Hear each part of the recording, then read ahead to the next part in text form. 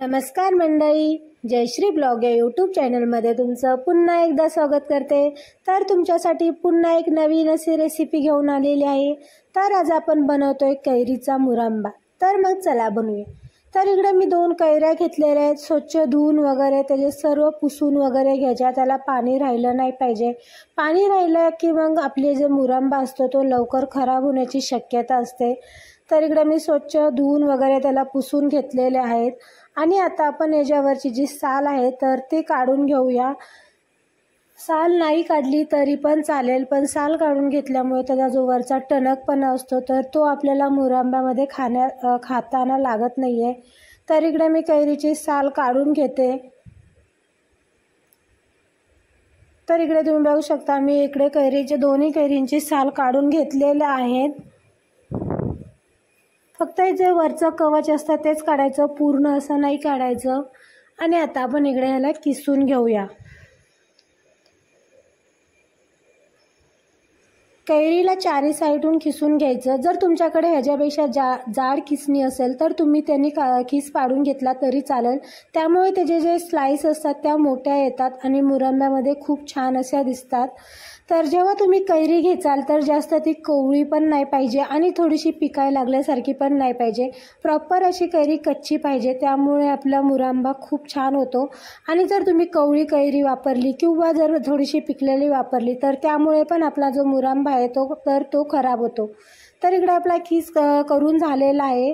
तर इकडे मी एक कढई गरम करायला ठेवली। कढई गरम करायला ठेवली की त्यामध्ये मी 1 चम्मच तूप घातलं। तूप थोडंसं गरम झालं की त्यामध्ये मी लवंग आणि थोडीशी दालचिनी घातलेली आहे। त्याला थोडंसं परतून घ्यायचं आणि त्यामध्ये जो आपण किस घेतलेला आहे तर तो घालून घ्यायचा। तर इकडे मी किस घालून घेतलेला आहे। आता आपण त्यालाही तुपामध्ये चांगलं परतून घेऊया। 1-2 मिनिटं त्याला चांगलं परतून घ्यायचं। तर इकडे मी त्याला चांगलं परतून घेतलेलं आहे आणि आता आपण यामध्ये घालणार आहे गूळ। जर तुम्हाला साखर घालायची असेल तरी पण तुम्ही घालू शकता किंवा अर्धी साखर आणि अर्धा गूळ घातला तरी चालेल।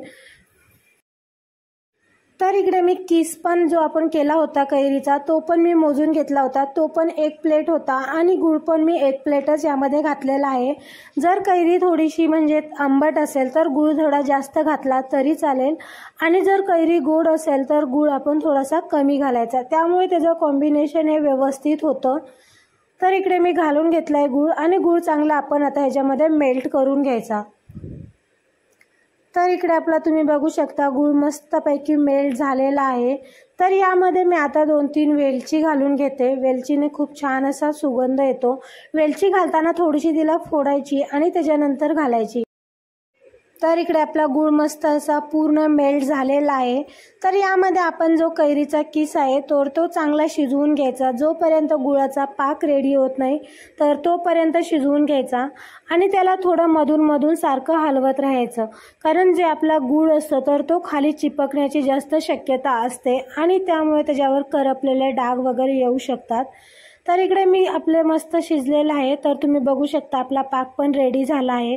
पाक चेक करताना थोडंसं हाताला घ्यायचं आणि तो असं जर त्याची तार तुटली तर आपला पाक रेडी झाला आहे असं समजू शकता।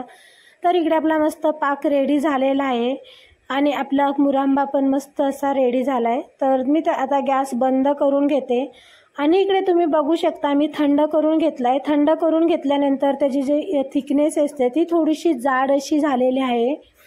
तर इकडे मी त्याला काचेच्या बाउलमध्ये काढून घेते। मुरंबा स्टोर करताना आपण काचेच्या भरणीमध्ये स्टोर करून ठेवायचा। जर तुम्ही प्लॅस्टिकच्या भरणीमध्ये केला तर तो लवकरच खराब होतो। तर इकडे मी बाउलमध्ये आधी काचेच्या काढून ठेवते आणि नंतर मग तो तुम्ही स्टोर करून ठेवू शकता।